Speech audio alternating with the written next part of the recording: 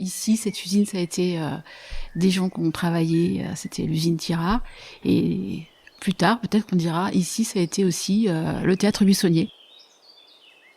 Perchissime, le magazine audio du Perche. Je suis Amélie Dague et je vous souhaite la bienvenue.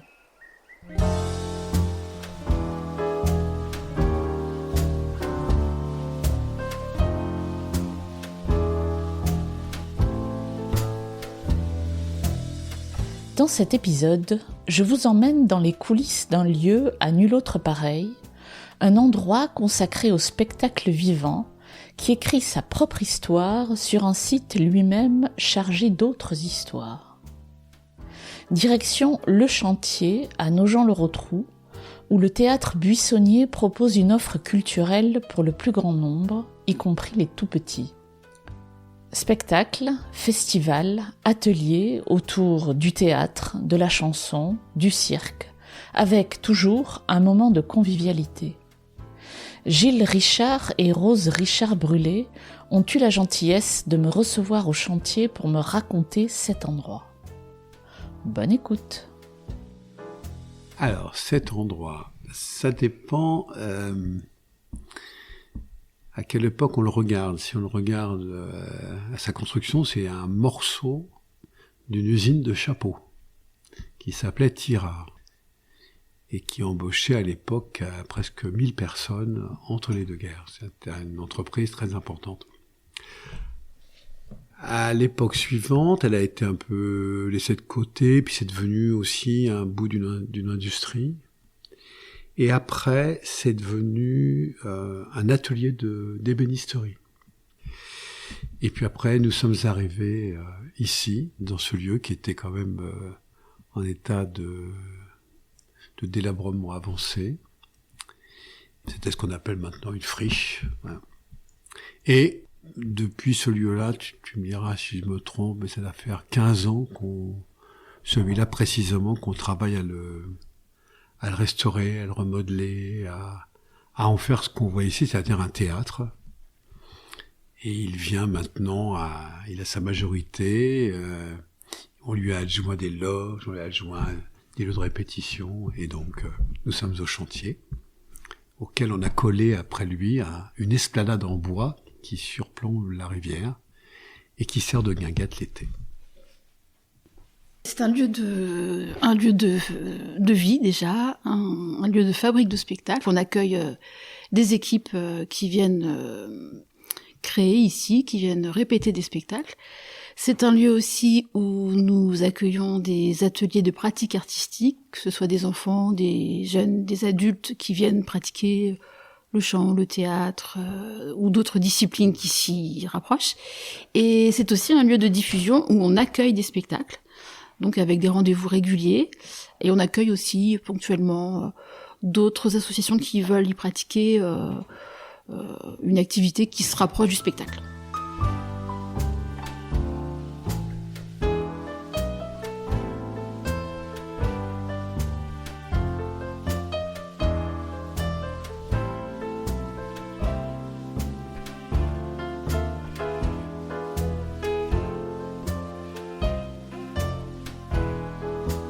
Moi, je suis née ici, à Nogent-le-Rotrou, à peu près à 50 mètres de là où je me trouve maintenant. J'ai vécu toute mon enfance dans le Perche.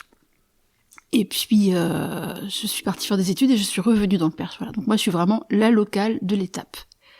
Par contre, Gilles n'est pas né à Nogent-le-Rotrou, hélas. Non, non, nul n'est parfait. Donc, moi, je suis un vrai petit parigot. J'ai quelques lettres de noblesse puisque ma grand-mère était concierge à Paris, ce qui est quand même pas donné à tout le monde.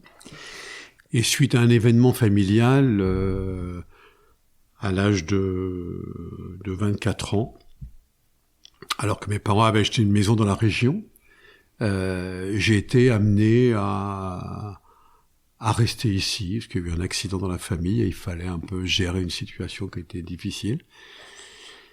Et mon frère et moi, qui n'étions pas du tout destinés, c'est mon frère qui est médecin, n'est pas destiné à rester ici, mais on a été amené à rester et on s'en porte bien. Enfin, voilà.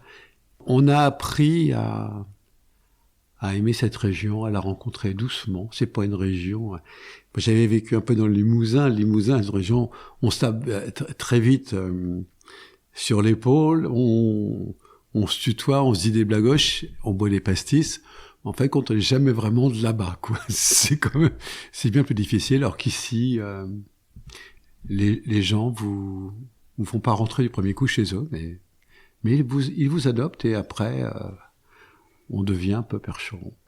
Je suis un petit Parisien ici, je me fais embêter un peu des fois, mais je pense que j'ai amené aussi à des jeunes percherons des choses peut-être d'un autre environnement, et c'est pas si mal que ça. Le mélange est intéressant.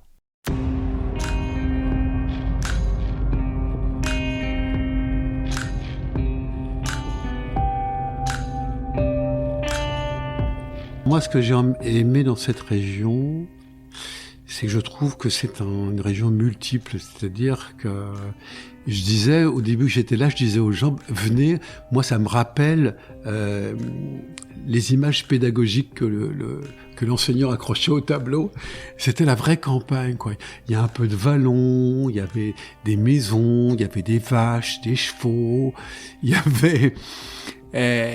Et il y avait des sentiers, il y avait des haies, enfin, je parle des années quand je suis arrivé la première fois en 70, et je trouvais ça super. J'avais le bourdon quand je quittais des fois, quand mes parents venaient, que j'étais plus jeune, le week-end, et aujourd'hui, nos gens le retrouvent, alors plus particulièrement, il répond aussi, je trouve qu'il a une dimension, moi, qui me convient formidablement, c'est-à-dire que c'est une ville où vous avez quand même des services publics, où vous avez de la culture, vous avez du sport, il y a une piscine, vous avez là maintenant on fait des sentiers. On comprend où on vit, ça nous appartient, même si on n'y a pas participé, ça nous arrive très vite, on peut très vite profiter des progrès de cette petite ville.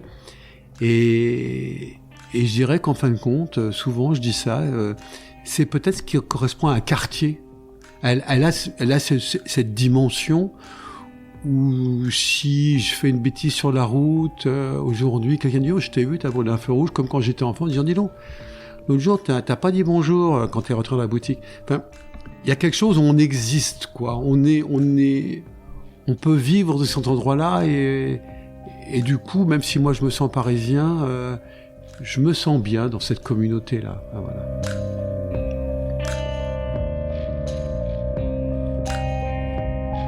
À une époque, on a beaucoup tourné avec les buissonniers, et donc on a vu quand même, on a bien sillonné les routes de France, les paysages, tout ça. Mais j'étais toujours très contente de revenir ici.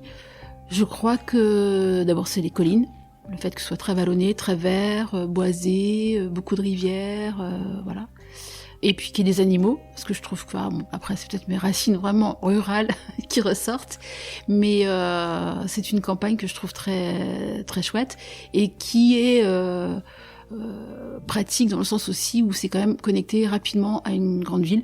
Donc ça veut dire que si on veut faire quelque chose de particulier, voir une expo voilà, à Paris, on fait 1h30 de train, on y est, donc c'est quand même très pratique, voilà.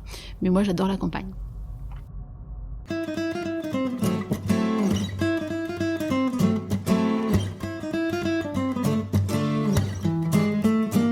Un jour, une association nogentaise est venue me chercher en me disant « On sait que vous aimez le théâtre, vous avez fait du théâtre. » J'avais fait de la danse à Nogent, j'avais fait des choses qui étaient un peu surprenantes, mais ils m'ont dit on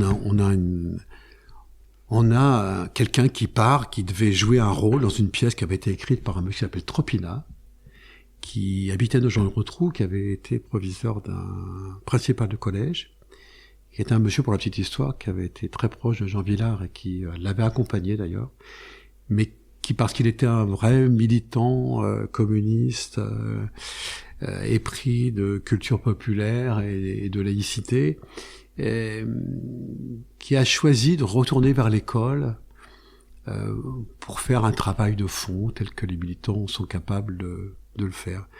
Et c'est ces gens-là qui sont venus me chercher. Alors je suis parti sur une pièce en plus qui était rigolote, ça s'appelait Les Racines de l'érable. Et ce monsieur Tropina, André, avait écrit une pièce appelée Racine de l'érable qui se voulait de raconter l'épopée des percherons au XVIe siècle qui partent au Canada, au Québec. Et donc, une fois que j'ai remis mon pied sur un plateau, là, ça m'a avalé, quoi, ça m'a absorbé. Donc de là, c'est passé tout un tas d'étapes où j'habitais à l'époque dans le village où Rose vivait. J'ai monté un club de théâtre en dehors de temps scolaire. Et puis, je suis tombé sur un groupe d'enfants dans ces années-là qui étaient épris, je pense, d'aventure. Mais la vie rurale, la ruralité, la vie à Auton permettait pas forcément de partir très loin. Et je crois qu'ils se sont aperçus, comme ça, de manière un peu inconsciente, mais que le théâtre était une aventure. Et qu'on pouvait partir jouer des choses complètement différentes. Enfin, ils ont vraiment découvert le théâtre comme ce qu'on appelait les terrains d'aventure dans les cités dans les années 70. Et eux, leur terrain d'aventure, c'était le théâtre, quoi. Et c'est eux qui ont fait le théâtre. Après, le théâtre Buissonnier est devenu, parce que c'est eux qui l'ont fait. Ils se sont construits un théâtre. Moi, je les ai poussés à faire des choses. Enfin, mutuellement, ce groupe de jeunes et moi, on a échangé. C'est devenu un truc très dynamique. Et puis, les gens d'Auton ont fini par comprendre que c'était important. Ils nous ont aidés. Et après, nos gens nous a attirés vers eux. On a eu on devait arriver dans un premier lieu. On l'a pas eu. Après, on a été mis dans le beffroi de l'usine. Et ça, on arrive là-dedans dans les années 80, et depuis, on n'est jamais parti de cette usine. On a fait 4 endroits différents. On a été transporté de lieu en lieu pour des raisons de sécurité. La tempête de 99 où tout s'est envolé, il a fallu nous enlever. Après, on a eu un théâtre qui a brûlé en 2004, un incendie terrible. Et puis après, on a construit un lieu ambulant. Et puis voilà. Et aujourd'hui, on est là. On se promène dans ce lieu, on le connaît parfaitement, on connaît son histoire, et ça nous nourrit aussi énormément d'être dans un lieu qui a été habité par un nombre de gens incroyables, puisque 1000 personnes, vous vous rendez compte, sur 40 ans, le nombre de personnes qui sont passées dans ces locaux. Et ça nous amuse d'être à l'abri de la plus vieille église de Nogent-le-Rotrou, qui se trouve ici derrière vous. Et puis de l'autre côté, en face, il y a le beffroi, qui est aussi haut, mais qui était en fin de compte le vase d'expansion de l'usine. Et quand on a décidé d'abandonner les grands lieux qu'on avait et de construire ça, je crois qu'on avait fait le tour de la question.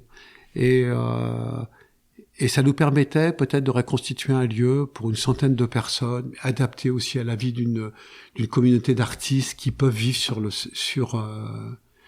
le Perche, à Nogent-le-Rotrou, qui peuvent venir tous les matins. C'est leur maison, et c'est celle du public qui est en train de se l'approprier. Et ce lieu-là, c'est ça, je crois.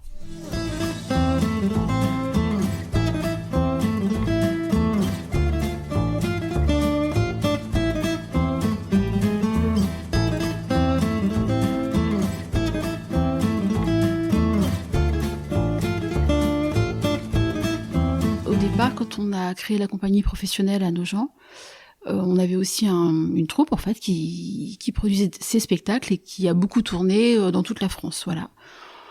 Donc on a bien sillonné pendant presque 20 ans, on va dire.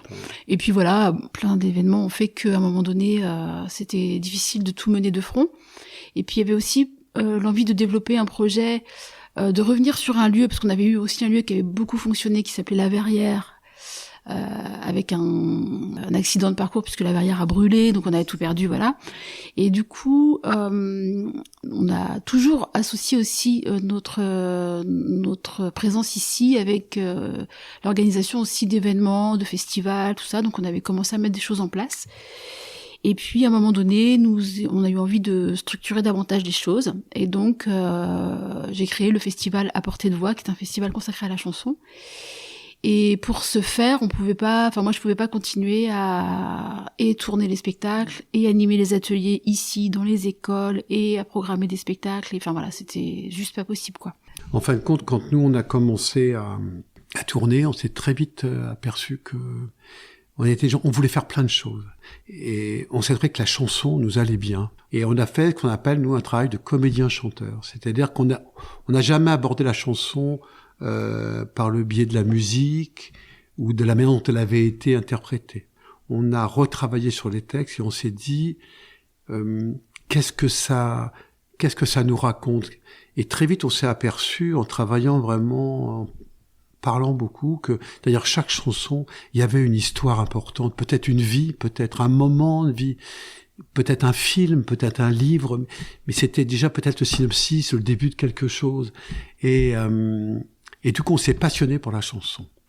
Et quand on revenait sur la chanson, on reprenait bien sûr la musique, on respectait ça, mais complètement changé dans les rythmiques, dans la manière de les interpréter, de les arrêter, d'avoir des personnages qui intervenaient. Enfin, on a beaucoup travaillé ça. Et ça qui a fait quand même que toi, Rose, t'as eu un amour pour la chanson qui fait que t'as quand même beaucoup poussé pour que y ait un développement autour de la chanson. Voilà. Et sans doute aussi parce que la chanson, c'est peut-être une discipline artistique qui est peut-être plus accessible que le théâtre proprement parlé. Alors je parle pas de la danse parce que ça c'est pire, ou de la musique savante ou je sais pas quoi. En fait, à travers la chanson, ça touche tout le monde en fait. La chanson, pour moi, je trouve que ça nous accompagne toute la vie, c'est-à-dire de la naissance jusqu'aux moments les plus difficiles, et qui peut être partagé aussi par tout le monde. C'est-à-dire qu'il n'y a pas de barrière. C'est-à-dire qu'on soit tout petit, qu'on soit très très vieux dans un EHPAD, qu'on soit ça nous accompagne toute la vie. Et en fait, du coup, ça rend le lieu très accessible. Et ça, c'était important aussi pour nous de proposer, d'avoir une proposition qui permette de rassembler en fait du public, de rassembler des gens. Et puis d'y associer aussi, ça c'est plus la touche vraiment buissonnier, à chaque fois des moments de convivialité autour. Et c'est une façon de permettre de dire, en fait, on peut aller c'est peut-être de la culture, mais en tout cas c'est une façon d'attraper les gens aussi des fois, et surtout les faire revenir après, parce que une fois c'est facile, c'est la deuxième fois des fois qui est plus difficile. Donc la chanson permet ça. Et puis ça permet vraiment de toucher tous les publics, ce qui était quand même important, surtout qu'ici on est quand même aussi dans un lieu qui est mis à disposition par une ville, donc c'est aussi important que ça touche aussi tous les publics. Voilà.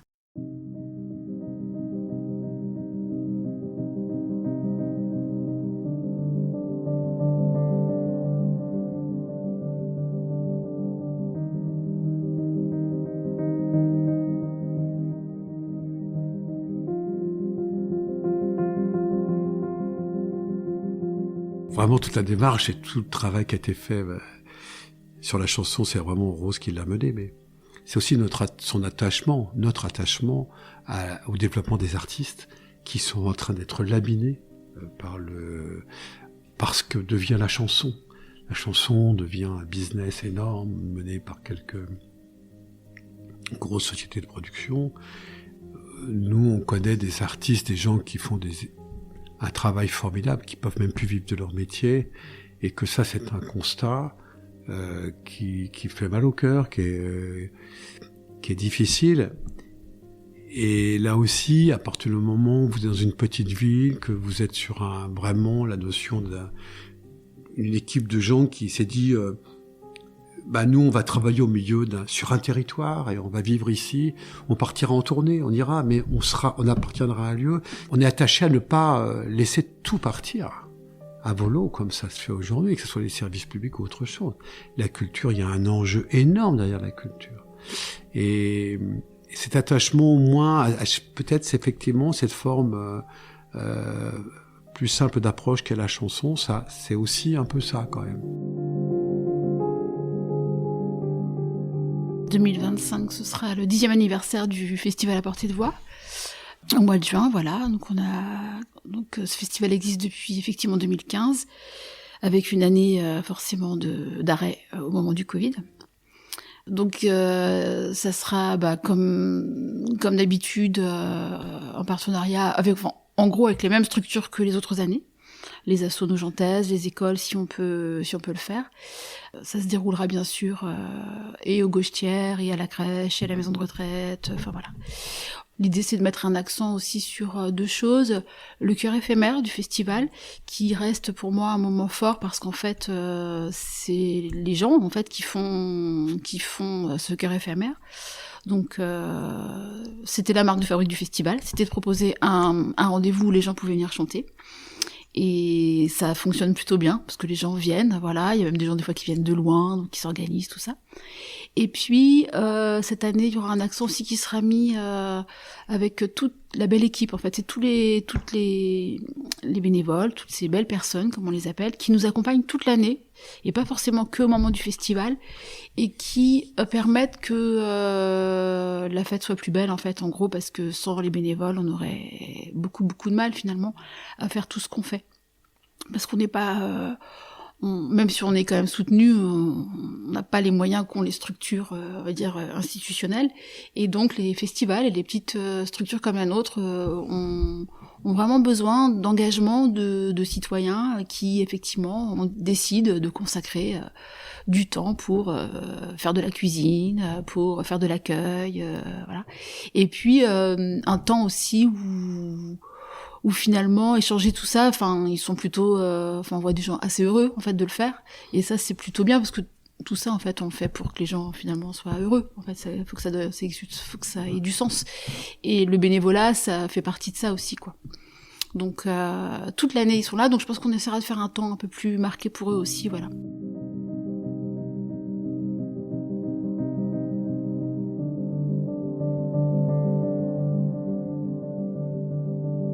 Une anecdote.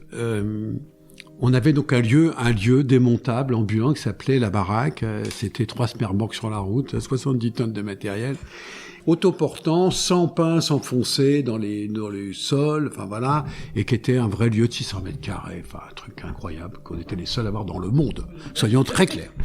Et il se trouve qu'on a eu l'idée d'emmener ce lieu à Avignon.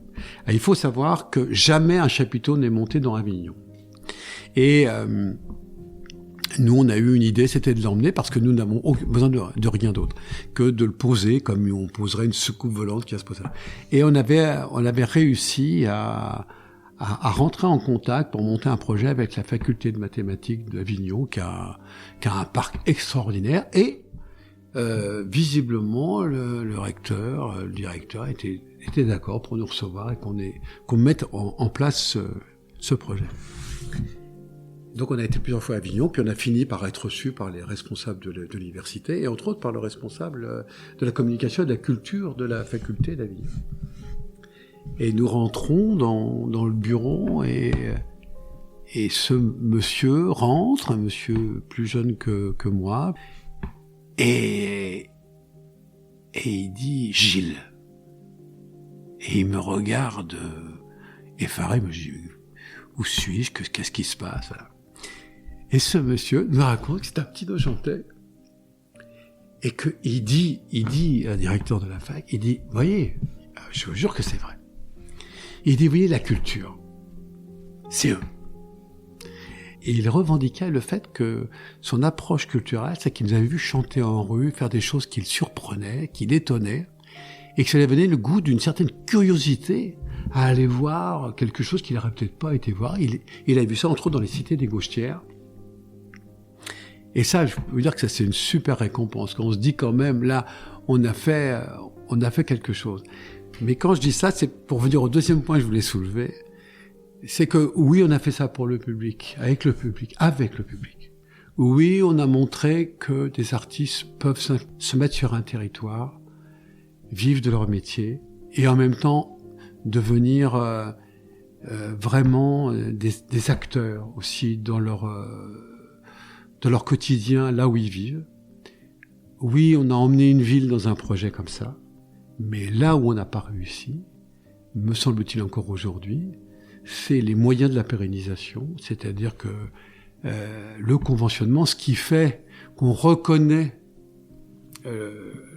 l'importance de ce que nous avons fait, on n'a pas gagné ça.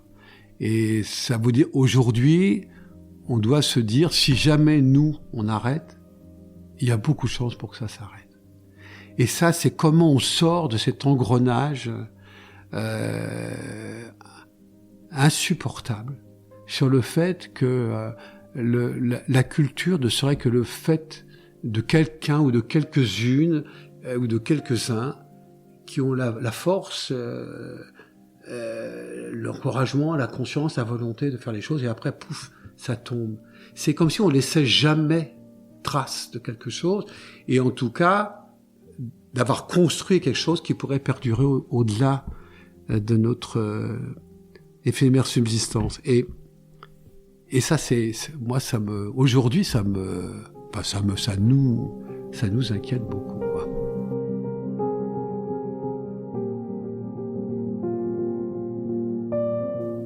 Le truc qui m'a le plus ému, c'est, alors ça remonte, en 94, on avait monté un spectacle dans le cadre de la commémoration de la libération de la ville de Nogent-le-Rotrou. Et à l'époque, dans les spectateurs, il y avait plusieurs dames, parce que c'était surtout des dames qui restaient, qui avaient été dans des camps de concentration, et à la fin, qui sont venues vers nous en pleurant, en nous remerciant et en nous disant, mais vous pouvez pas savoir comment ça nous a touchés, et qui ont signé sur le livre d'or avec le numéro de matricule. Et je trouvais que c'était le truc le plus incroyable qui puisse arriver, parce que nous on était, voilà, moi j'ai forcément pas connu tout ça, mais que ces personnes-là nous témoignent toute leur émotion ce jour-là, c'était très beau, quoi. Voilà. Et donc je pense que ça montre aussi que des fois le spectacle vivant, il fait passer des choses autres, en fait. Il n'y a pas que les mots, il y a aussi ce qu'on ressent, en fait, et ça c'est difficilement descriptible, en fait, pour les gens, quoi. Et la chanson, le spectacle permet des moments comme ça qui sont hors du temps, en fait, qui sont éphémères, parce que ça ne se reproduira plus jamais.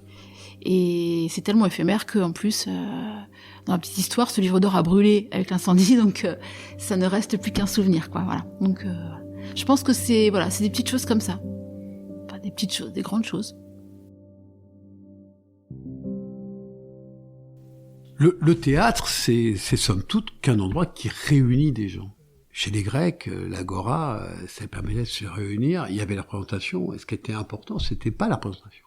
C'était ce qui se disait de la représentation. Parce que philosophiquement, politiquement, sociologiquement, ça amenait de confrontation, d'idées, quoi. Et donc,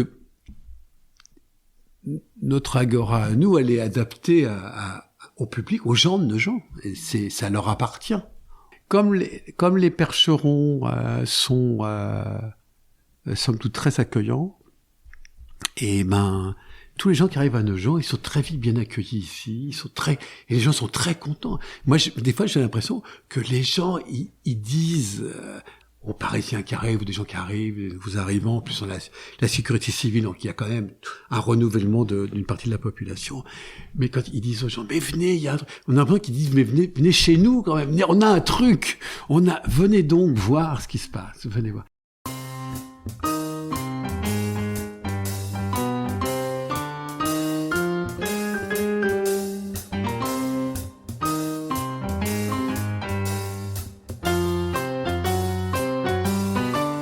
Je sais pas si le rapport à la culture a changé, mais par contre, il y a quand même une nouvelle population qui est arrivée dans le Perche, qui à une époque peut-être était moins impliquée, ou moi je m'en rendais pas compte qu'elle était autant impliquée, mais finalement je vois qu'elle s'implique quand même beaucoup sur le territoire.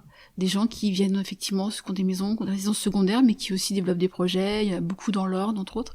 Et ça, je trouve ça super, en fait. Et je trouve, moi, que tous ces nouveaux arrivants, c'est une chance, en fait. C'est une chance parce que ce sont des gens aussi qui ont des exigences saines, dans le sens où ils veulent bien manger, par exemple. Donc ça oblige aussi... Ça permet qu'il y ait des producteurs qui puissent vivre l'année, parce qu'il y a effectivement des projets comme le Chardon, par exemple, le magasin de producteurs. Il vit pas que avec les Parisiens, il vit aussi avec des gens de Nogent-le-Rotrou. Mais s'il y avait que les gens de Nogent-le-Rotrou, il aurait du mal quand même. Donc en fait, voilà. Et culturellement, je trouve que ça apporte des choses, parce que je trouve qu'il n'y avait pas autant de propositions culturelles il y a 20 ans. Ça, c'est sûr. Il n'y avait pas autant de festivals, il n'y avait pas autant de choses. Oui, moi j'ai quand même l'impression que nous, en arrivant à Nogent-le-Rotrou, on était dans un mouvement qui était écrit. On a parlé de André Tropina tout à l'heure, de le théâtre populaire, de la laïcité. Donc on s'est situé là-dedans. Bon, aujourd'hui, c'est beaucoup plus compliqué. Les gens ne comprennent pas cette appartenance. Ils la voient pas forcément. Donc c'est comme si nous on réinventait quelque chose. Alors ça c'est un premier aspect, à mon avis, du changement. Le deuxième aspect qui est quand même encourageant, c'est que j'ai l'impression que dans les écoles, dans des associations pour la dégauchière, dans des regroupements, il y a le besoin culturel, il persiste. En tout cas, il y a des gens qui plantent le truc, le bâton de la culture, et qui essayent de continuer à le faire vivre. C'est eux, en fin de compte, dont on a énormément besoin. Et nous, on peut répondre comme ça à leur demande, on peut répondre à un besoin. Et par contre, le troisième aspect, c'est qu'on peut pas lutter, et ça on le constate, on peut pas lutter contre les mouvements des réseaux sociaux, d'Internet. Et déjà, quand on dit ça, on passe pour un vieux con, parce qu'on a mais il faut qu'il vive de son temps. Oui, peut-être. Mais ça influe tellement sur le comportement, la compréhension des choses, la perception de ce qu'est la culture. Moi, j'ai l'impression que nos enfants, les générations, sont en grand danger, oui, en grand danger. Et peut-être que le théâtre, modestement, en restant comme ça, grâce à tous ces gens qui essaient de maintenir les choses, peut-être qu'on a un genre c'est pas un contre-pouvoir, hein. On n'a pas les moyens, mais c'est une résistance. C'est une forme de résistance, on dit. On est arrivé ici en étant des acteurs de développement culturel, et on est devenus des résistants culturels. C'est-à-dire qu'on a quand même changé de statut, quand même. Une sentinelle. Et une sentinelle, oui, nous sommes des sentinelles, oui. Ouais, tout à fait, tu as raison.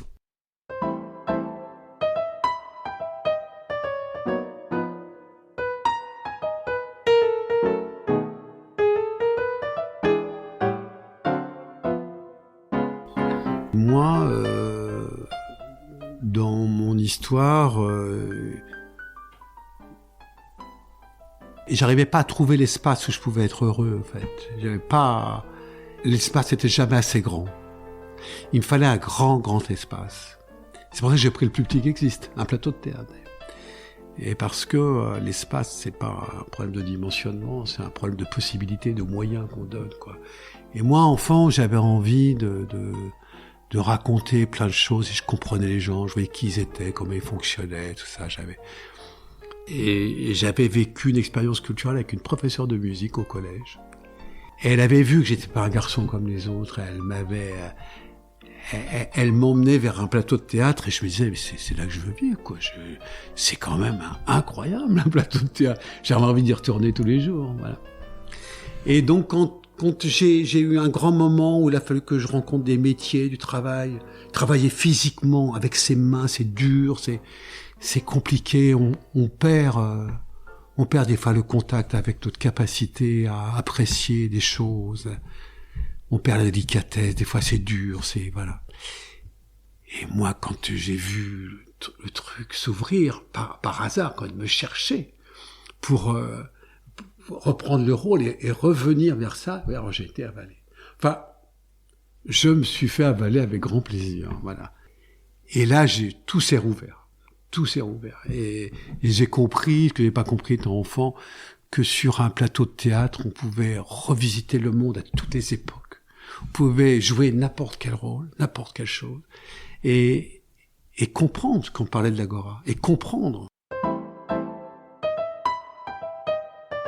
Enfin, moi, c'est vrai que Gilles l'a dit tout à l'heure, quand il a proposé l'atelier théâtre, moi j'étais au collège à Autant-du-Perche. Moi, je venais d'un milieu, d'un monde paysan, dans lequel l'accès à la culture était réduit à 0. Et je sais pas pourquoi, moi j'avais une grande appétence en fait pour tout ça. Il y a eu ce déclic-là, ça a été ça. C'était de dire effectivement, c'était une brèche en fait, dans lequel beaucoup de choses étaient possibles en fait. Et moi, je me suis engouffrée à fond dans le truc, quoi. Non mais c'est vrai. Dans le lycée de faire du théâtre au début c'était pas du tout, moi j'ai pas rêvé quand j'étais petite d'être comédienne ni chanteuse, c'était pas du tout ça mon projet. Et ça l'est devenu après parce que c'était un univers dans lequel c'était quand même formidable cette vie-là.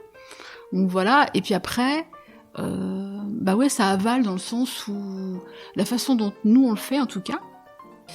Et ce projet d'ancrage dans une ville, moi je le relie toujours au monde, alors ça le fait sourire, mais au monde paysan, parce qu'en fait, quand il faut faire les choses, il faut les faire. Il n'y a pas, non là je peux pas, j'ai piscine. Non, en fait, quand il y a un spectacle, il faut être prêt le tel jour à telle heure et que toutes les équipes, du début jusqu'à la fin, ça fonctionne et tout le monde soit prêt, quoi.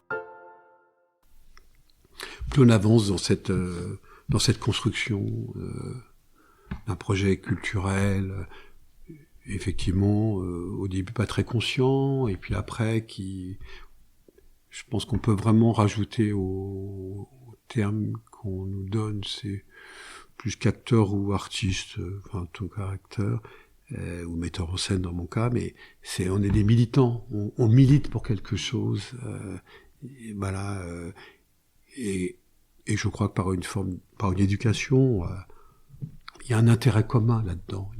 C'est pas un intérêt personnel. C'est pour ça que c'est un peu bizarre aussi notre histoire, parce que les artistes sont souvent considérés comme des gens un peu égocentrés. Et je crois que nous, on n'est pas là-dedans. On n'est pas là-dedans parce que c'est l'espace de jeu qui nous intéresse et de ce qu'on peut y faire et l'intérêt que les autres pourraient en avoir. Et qu'on a bien sûr envie qu'on vienne nous voir quand on joue. On a envie, nous on dit d'abord qu'on convoque les gens. On les convoque. Voilà, pour voir quelque chose, parce que inviter, ça serait déjà dire qu'ils viennent chez nous, et nous on a envie qu'ils viennent chez eux, donc qu'ils sont convoqués chez eux. Voilà. Et donc, fort de ça, c'est la fin de la structure de cette histoire, et des gens qui l'ont fait, on a bâti, il y a des moyens, il y a des gens, il y a un projet, il y a de l'avenir.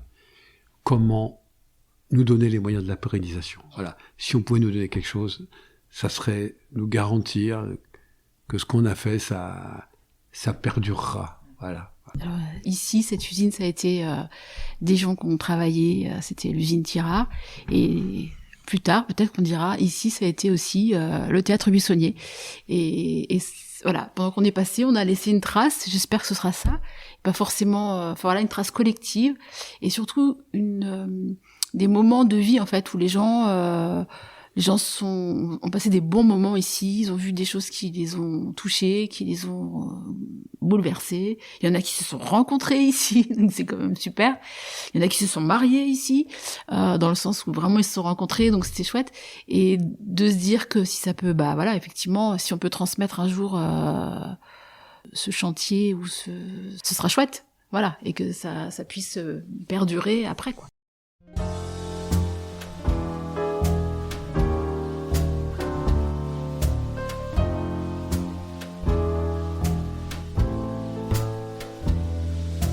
Sur les projets, les enjeux, on est tous d'accord et on travaille tous dans la même direction, sauf que Marie a pris plutôt la voie, elle, de la petite enfance, de la toute petite enfance. Et nous, le voix plutôt autour de la chanson. Voilà.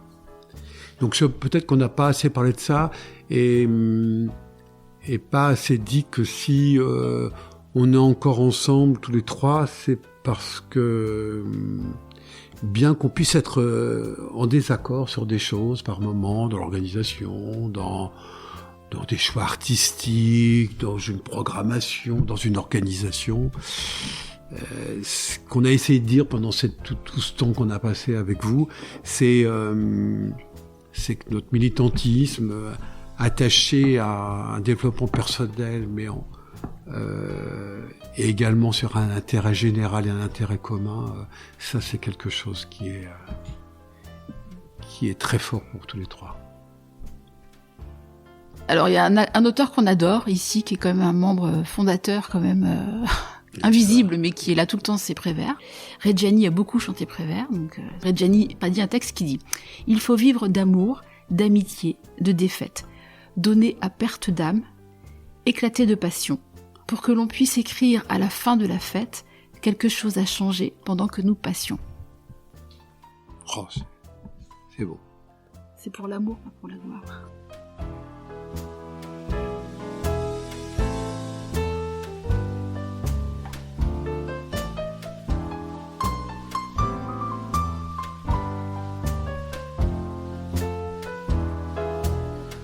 C'est la fin de cet épisode. Pour en savoir plus sur la programmation du Théâtre Buissonnier, rendez-vous sur leur site théâtrebuissonnier.org ou suivez leur page Facebook Buissonnier et compagnie. Si vous aimez Perchissime, criez-le sur tous les toits et suivez son actualité sur Instagram, Facebook ou LinkedIn. Merci pour votre écoute et à très bientôt.